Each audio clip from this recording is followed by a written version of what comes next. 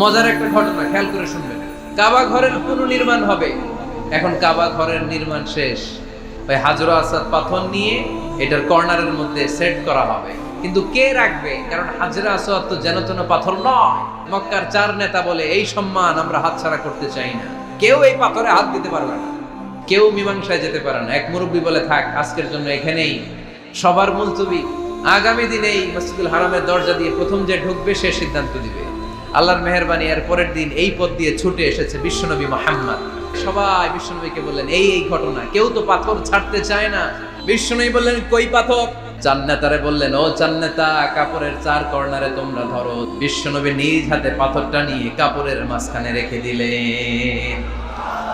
এবার বিশ্বনবী আগে আগে যায়, কাবার কাছে যে বিশ্বনবী আবার নিজ হাতে পাথরটা তুললেন, আবার নিজ হাতে কাবার ভেতরে রেখে দিলেন। পড়েন সুবহানাল্লাহ।